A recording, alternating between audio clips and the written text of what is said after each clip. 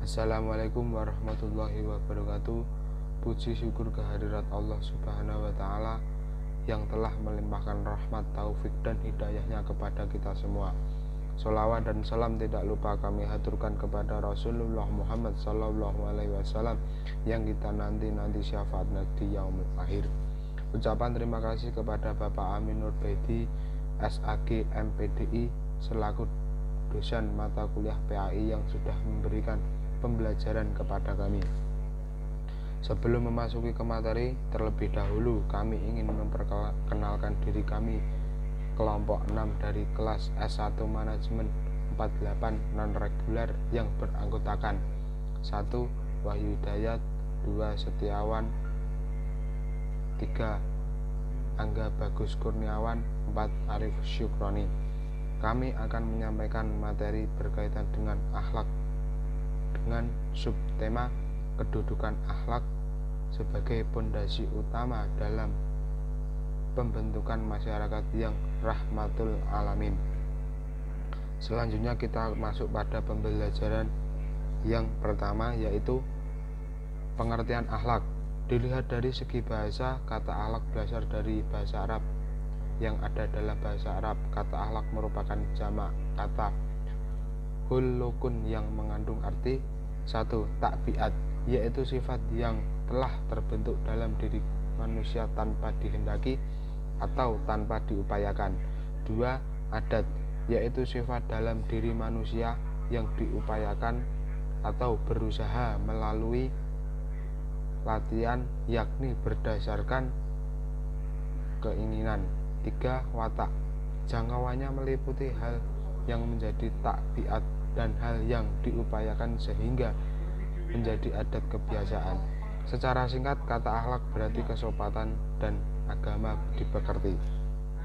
Akhlak yaitu tingkah laku manusia yang dilakukan dengan sengaja, diawali dari proses latihan dan menjadi kebiasaan, bersumber dari dorongan jiwa untuk melakukan perbuatan dengan mudah tanpa melalui proses pemikiran, pertimbangan, atau penelitian. Oke, yang kedua yaitu tentang macam-macam akhlak. Macam-macam akhlak sendiri dibagi menjadi dua macam, yaitu yang pertama akhlak mahmudah atau karimah, yang sering disebut dengan akhlak mulia atau terpuji. Terus yang kedua yaitu akhlak masmumah atau yang sering disebut dengan akhlak buruk atau tercela. Oke, kita akan bahas satu-satu. Kita mulai dari pengertian. Untuk akhlak terpuji yaitu akhlak yang senantiasa berada dalam kontrol ilahiyah yang dapat membawa nilai-nilai positif dan kondusif bagi kemaslahatan umat. Lalu yang kedua yaitu akhlak tercela. Akhlak tercela yaitu akhlak yang tidak dalam kontrol ilahiyah atau berasal dari hawa nafsu yang berada dalam lingkaran syaitan dan dapat membawa suasana negatif serta destruktif bagi kepentingan umat manusia.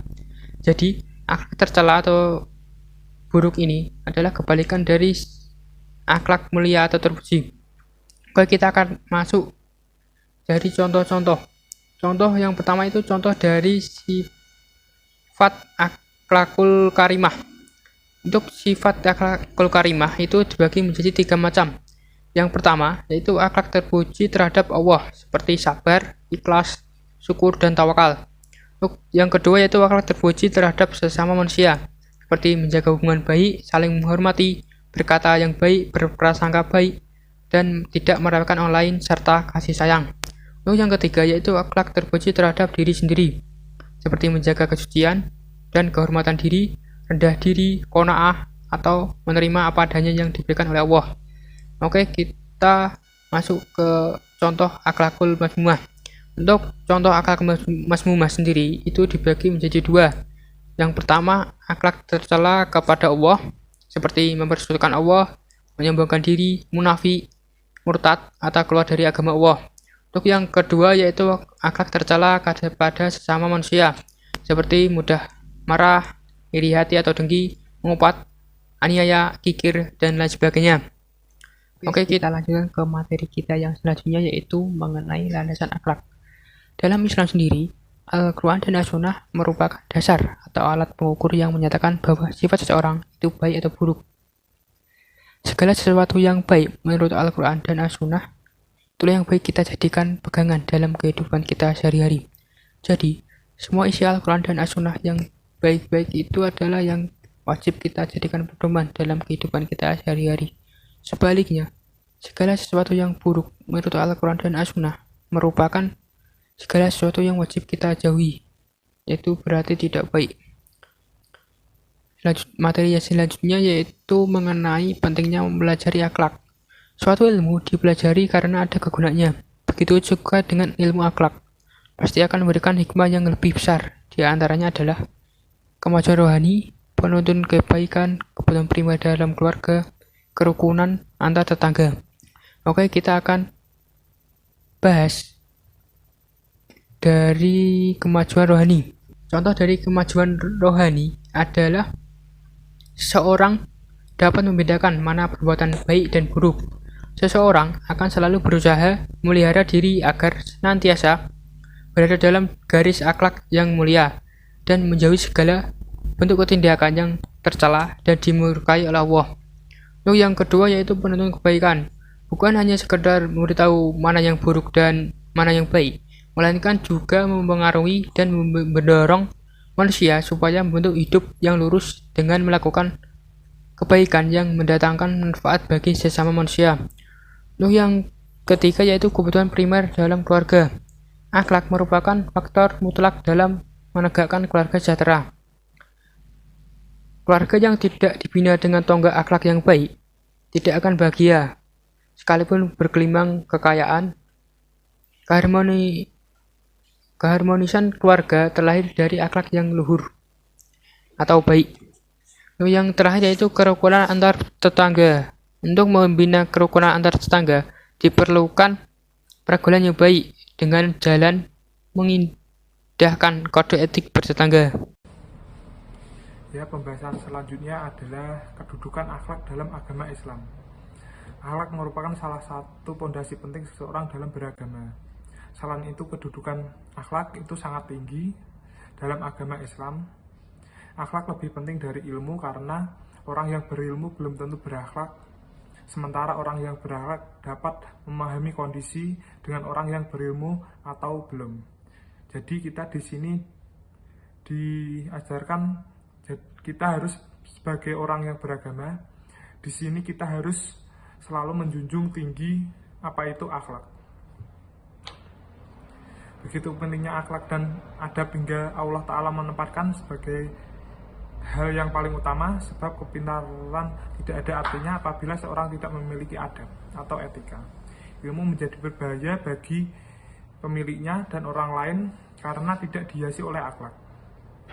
Ketika seseorang memiliki ilmu tanpa akhlak, maka dia akan lupa siapa dirinya yang sesungguhnya, lupa akan akhlak Rasulullah SAW, bahkan lupa bahwa dia adalah makhluk yang sangat lemah dan bodoh. Kalaulah merasa punya ilmu, tentulah Allah tidak memberinya kecuali hanya secuil atau hanya sedikit. Di sini Allah menempatkan akhlak paling utama dibandingkan yang lainnya. Itu memperlihatkan betapa pentingnya akhlak itu sendiri. Akhlak menjadi simbol harkat dan martabat seorang muslim. Kemuliaan atau kehormatan manusia bersifat mutlak, tanpa harus memandang perbedaan ras, golongan, umur, warna kulit, kekayaan, status sosial, jabatan, atau jenis kelamin.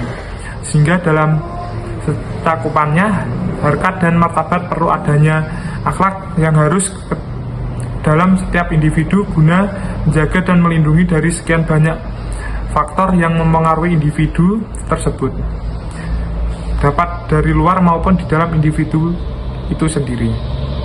Jadi untuk menjaga kemuliaan atau kehormatan kita harus mempunyai akhlak yang baik, dan kemuliaan atau kehormatan manusia itu sifatnya mutlak dan sama.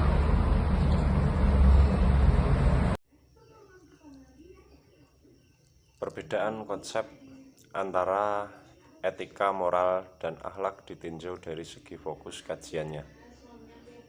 Moral merupakan istilah yang digunakan untuk memberikan batasan terhadap aktivitas manusia dengan nilai atau hukum baik atau buruk, benar atau salah. Dalam kehidupan sehari-hari dikatakan bahwa orang yang mempunyai tingkah laku yang baik sebagai orang yang bermoral. Akhlak menurut istilah merupakan kebenaran wahyu yang bersumber dari Al-Quran dan hadis, serta cakupannya berlaku secara umum dan universal, tidak terikat waktu juga tempatnya.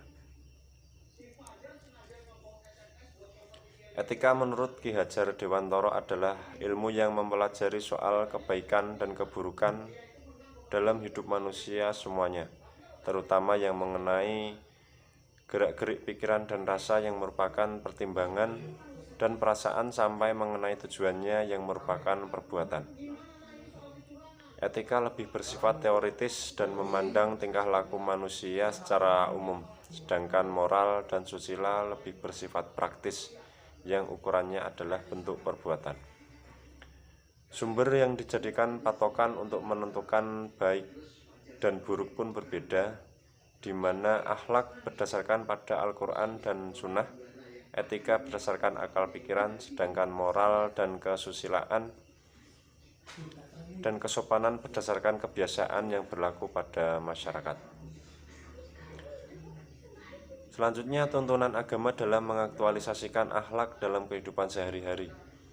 Islam menempatkan akhlak pada tempat yang sangat strategis. Hal ini terwujud dalam beberapa hal, yang diantaranya dalam sabda Rasulullah Shallallahu Alaihi Wasallam.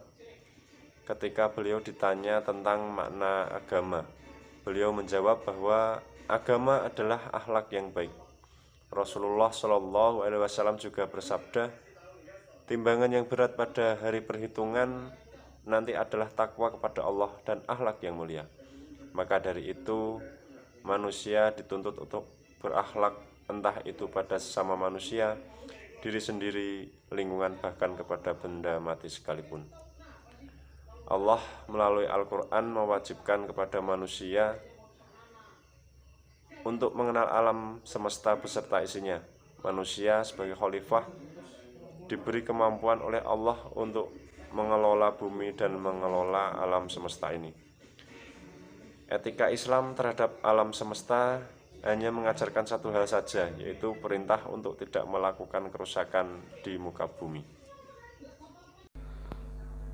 Sekian pembahasan dari kelompok kami mengenai arti pentingnya akhlak dalam kehidupan. Semoga bisa menambah pengetahuan dan wawasan kita, serta dapat menerapkannya dalam kehidupan sehari-hari sehingga dapat terciptanya kehidupan yang rahmatan lillahil alamin. Demikian dan terima kasih. Assalamualaikum warahmatullahi wabarakatuh.